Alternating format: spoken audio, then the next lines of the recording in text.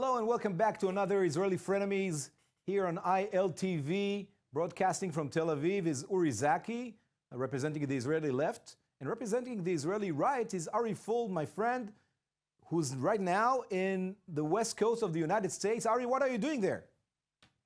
I'm here getting a lot of love and support from people. I'm here talking about Israel, about the IDF. I'm running campaigns to support soldiers, and I'm really feeling the love here. It's an amazing, amazing experience. It really is. And you're in San Francisco? Whereabouts are you?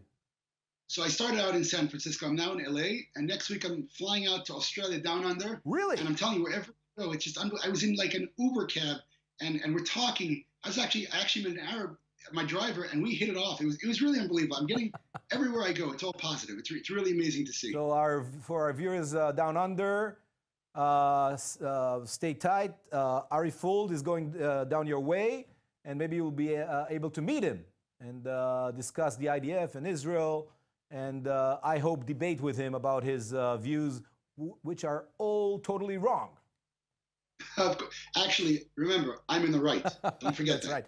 But the right place is on the left, where the heart is. Well, they say the left side of the body, the right side of the brain controls the left side of the body, so maybe we can get away with it. All right, so I suggest that despite the distance, we'll dive right into the issues, starting with issue number one.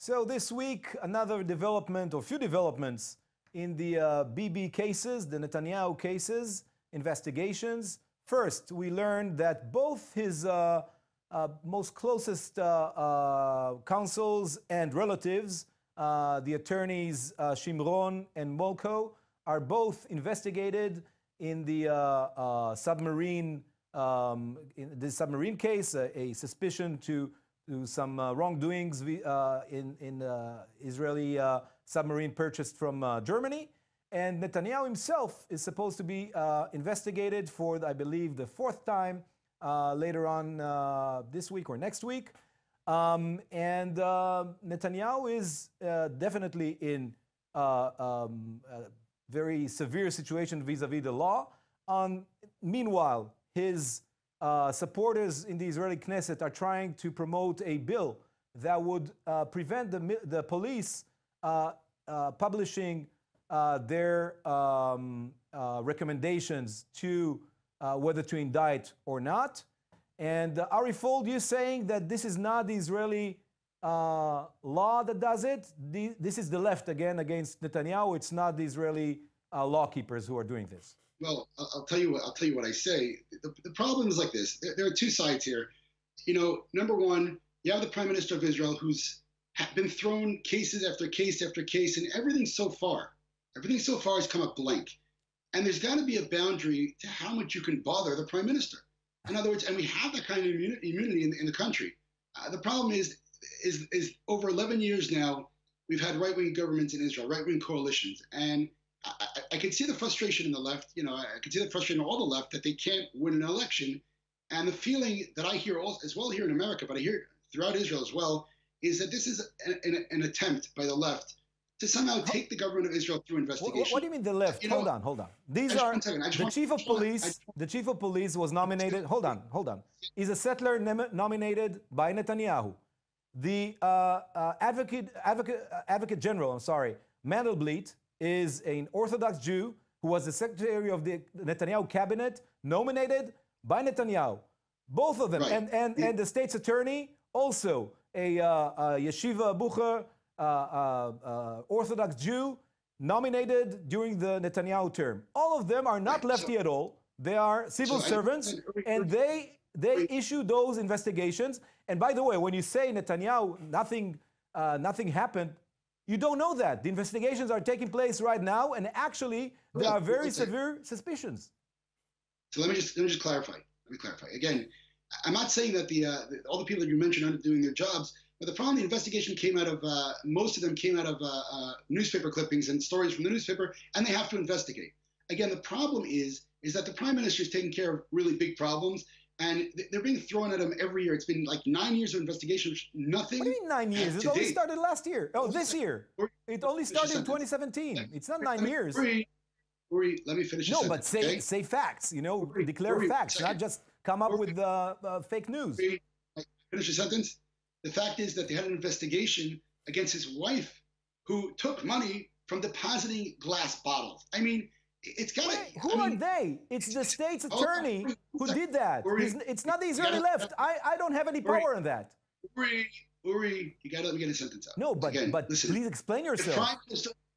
If Prime Minister is guilty of something, put him in jail. Okay? If he's guilty and he's charged, he has to leave office and he has to go to jail. I agree with that. But the problem is that they're throwing these things right and left. The investigations have been going on. Who's they? They are. These are the civil servants, law enforcement. That he's not even a suspect. But you keep on mentioning. What do you mean he's not a suspect? What, in the submarine issue? But both his most trusted counsels are being investigated. Hold on, Ari, please. Uri, you gave a monologue. Let me finish. No, you're doing a monologue. You're not letting me. So can I say something? Can I please say something? No, one second. Not the investigations are not the problem. The problem with the left, I'm okay with the investigations. The problem with the left, they had a field day in the Knesset. And again, you're still mentioning the submarines, even though they came out, the police came out with a clear statement that Netanyahu is not. Ari, both his most trusted counsels, who are also his relatives, who know all his secrets, are investigated. First it was Shimron, and now this week also Molko, his emissary to the most sensitive issues around the world. And you're saying it's not related to him, and we cannot say it, that he needs to be investigated?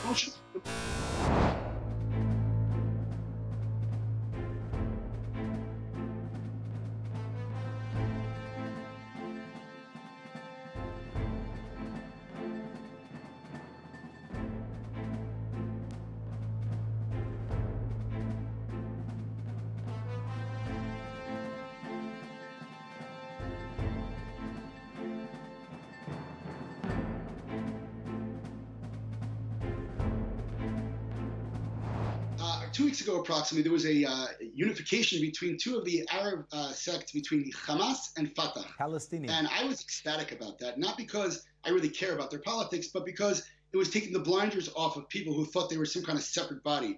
Now, for those of you out there who don't understand between Hamas and Fatah, so there are two Arab sects, we call them Palestinian governments, let's call it. One is Fatah, which comes from the PLO, the Palestine Liberation Organization, and one is Hamas, which I think was created in the 80s, which was, I would call it, a more religious terrorist organization. Now, for me, there was nothing new here. They're both, in my eyes, terrorist organizations, and I'll explain why. But in the left eyes, at least those who were claiming and advocating making deals with Fatah because they're the moderates, well, I think this kind of takes the blinders off and says, all right, you know what? Maybe you were wrong. I mean, I'm sure, Isaac, you're going to justify. I just want to explain to the viewers out there that Fatah, by the way, the name, comes from the 48th chapter of the Quran, called Fat. And that 48th chapter of the Quran tells the story of early day Muslims when they tried to take over Mecca. They made a peace treaty with Mecca. And when the people of Mecca agreed to the peace treaty, then they ransacked the city. That's where the name Fatah comes from. But I'm sure that Uri will explain how they're different. By the way, their name is an acronym for the movement for the liberation of Palestine, but it's not my issue at all. Look, you know what, Ari? I think that having the Palestinian Authority back in responsibility of the Gaza Strip is an Israeli national interest. But put that aside. How do hold on. How do you react to the fact that we now know that the person who's responsible for this reconciliation is no other but Jared Kushner, the son-in-law of Donald Trump, the president of the United States, a president that you voted for? How come, I believe, or you supported, I don't know whether you actually voted for him, that's his doing. It's not, Zahava Galon of Meretz or Avi Gabay of the Labor Party. It's Jared Kushner. He's the shidduch maker. I'm always entertained by you. I really am. By me? when the Arabs are blowing up buses, it's Netanyahu's fault. When Fatah goes together and unites with Hamas, a genocidal radical Islamic terrorist organization, it's Jared Kushner. This was declared. Come on. You're never able to put the responsibility on the people themselves, because that would burst your leftist bubble. Because if you would have to admit... We're not. We're outside. We're the opposition. This is the U.S. administration who was pushing for this reconciliation. I can't hear you because you're talking over me. I said if you had to actually admit that they were one and the same, your whole ideology would blow up. But you can't do that. So you start blaming Kushner. Blaming? I'm praising him for doing that. I'm just saying that he was the one who was doing it. How do you deal with that? I see. So you're okay with Fatah and Hamas coming together. I'm okay with the fact that there will be a responsible address in Gaza rather than Hamas, which, as you said, uses terrorist policies against Israeli civilians. And we have an interest to have the PA controlling the passageway between Israel and Gaza, and between Egypt and Gaza, and we need a viable address in Gaza. But what I'm saying is that this is not me. I don't have any power. I'm in the opposition. The U.S. administration was responsible via the Egyptians for this reconciliation. So let me ask you a question. What does Hamas want? What's their goal? I don't know. You can ask them. I don't know. I'm not their... I know their goal. Have you read their charter? I heard about it. But they had some kind of changes now. But, you know... The charter comes out... As I said, I want the PA there better than Hamas. And that's what this reconciliation is doing. I asked you what Hamas's goal is. Why are you asking me? I don't know. And why are you asking me? Okay, so if you're ignorant about that, let me explain to you. Hamas's stated goal is to destroy Israel, and not Israelis, not Zionists, but Jews. So that being said, you're telling me that you're okay when they make a united, this Fatah, the moderates, get together with Hamas, whose stated goal is genocide of the Jews. I don't pick my enemies. I only pick my friends. What was that? I do not pick my enemies. I only have the option of picking my friends. That's beautiful buzzwords. That's really sweet. But however, now reality has to hit. Hamas is looking for the genocide of you. So now you have the moderates who teamed up with them. They're not in control of Gaza. If you by Jared Kushner's doing. You're not dealing with the fact that this is the U.S. administration, and specifically the Jewish son-in-law of Donald Trump, who was the shidduch maker there. This is now known. So please explain to me, why do you ignore it? And why do you think this is, if you think it's so bad, how come you don't say he was wrong? Can you explain to me how Jared Kushner is responsible for the unification of Hamas and Fatah? It was revealed that he was the person pushing for this, together with Jason Greenblatt. Give me some. I have no idea what you're talking about. This wasn't all over the news, maybe because you're in the West Coast. He didn't reach it yet. Give me some concrete evidence. This was all around the news in Israel. Breaking news. This is these are facts. Uri, give me some concrete. So what you're saying is that. So okay, you haven't heard about it. You think that if concrete evidence. Right now, I don't know. You're not around. This was all over the news. But put that aside. You think that if he did it, he made a mistake, that he's jeopardizing the state of Israel? Again, if my grandmother had wheels, she'd be a motorcycle. That's not the point. But the point theoretically is right now, speaking, and again, Ari, after this broadcast, I suggest you Google it, and you'll find it. Okay. But meanwhile, again, the fact that Hamas and Fatah are making one should be a problem for you. Because if the moderates are getting together with a genocidal radical Islamic terrorist organization that wants in the case that Jared Kushner did this, he promoted genocide towards Israel. Uri, who cares who did it? What do you mean, who cares? You supported a president. This is his most trusted person, and he's the shidduch maker. Jared Kushner did it. Wonderful. Now what? You still have an organization that wants you dead. And your peace partners are teaming up with them. And that's why I'm happy that the PA, which is working hand in hand together with the Israeli military apparatus and security apparatus, is now the address in Gaza. It's better for the Israel's safety. Uri, and therefore, I thank Jared Kushner for doing this. You have an organization, Hamas, which has not changed their views to carry out genocide on the Jews. But they have less power now after this reconciliation agreement. It's good that the Fatah teamed up with them, you somehow think that's okay. But it's not teaming up with them. It's taking responsibility on the Gaza Strip, which is good for Israel. And that's why, by the way, I believe Jared Kushner did this. Fatah is, again, maybe you don't understand. Fatah is not in charge of the Gaza Strip. No, the PA Hamas is running the parliament. They have the majority. Now what happens? They don't have a majority. They had a military coup there, and now they gave up the passages and gave it to the PA. I'm not talking about Gaza. I'm not talking about Gaza. Hamas are the majority also in Yehuda Shomron, also in the West Bank for I don't know. Parliament. Unfortunately, they didn't have an election for over a decade now. Right, which would also give you another inclination that we're dealing with people who don't understand democracy. But again, to that, you're blind to that. You're blind to Hamas, who want to kill you. You're blind to Fatah, who just teamed up with Hamas. You're blind to the fact that they don't believe in democracy. And it's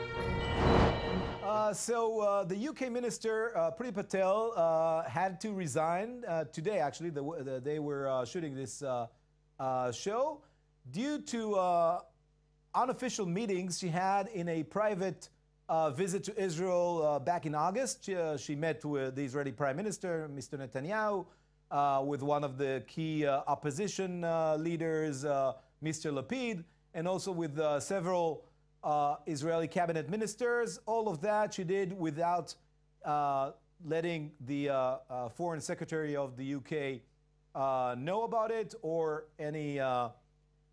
anybody else there. She only reported it after she did it, and this is while her deputy was in an official visit here in Israel. Now, I should say that I actually admire the British way. You know, there were some people here who said this is anti-Semitism, it's because of Israel. I honestly don't think it's because of Israel. It's because of how you actually need to act in a proper law-abiding democracy. When you're a cabinet minister and you have your duties, you can't just do whatever you want. You need to report. You have a line of report. You need to report to the minister who's responsible for the UK's foreign relations, and that is the Secretary of Foreign Affairs in the UK. And of course, the Prime Minister needs to know. The same as I don't think that an Israeli cabinet minister needs to go to meetings abroad without telling Netanyahu, who's both the Prime Minister and the Foreign Minister of Israel. Unfortunately, many of them do it and not getting slapped by anyone. This is the way that a proper functioning democracy should be operating, and I actually salute the Prime Minister of the UK for doing what she did. She was following the line. So I tell you, I definitely think we can learn things from foreign parliaments. For sure, the behavior is something to be looked upon and said, look at that respect. But I don't think I'm going to go too overboard. I think England, throughout its history, although they put on a facade of proper, throughout their history, the government of England has been in many altercations in many countries which they didn't belong in. But I will say this: look, they didn't oust her because she visited Israel, or even because she met people. The problem came about when she went to the Golan Heights to visit an official Israeli hospital that was bringing in Syrian refugees.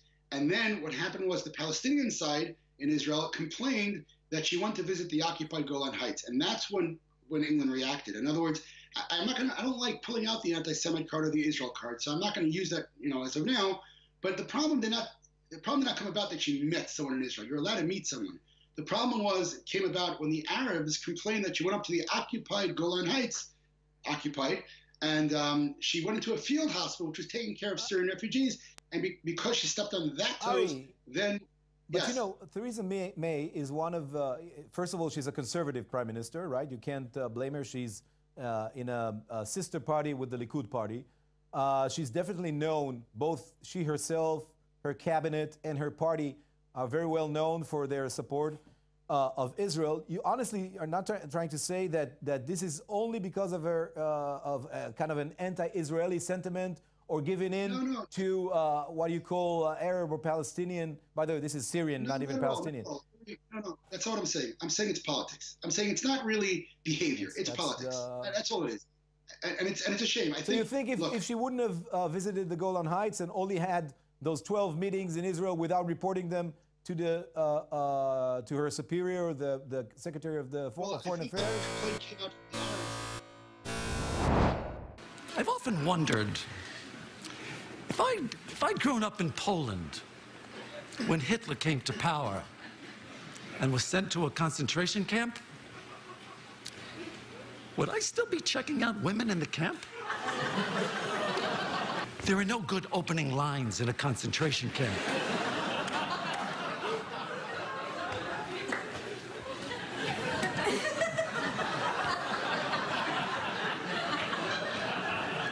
How's it going? They treating you okay?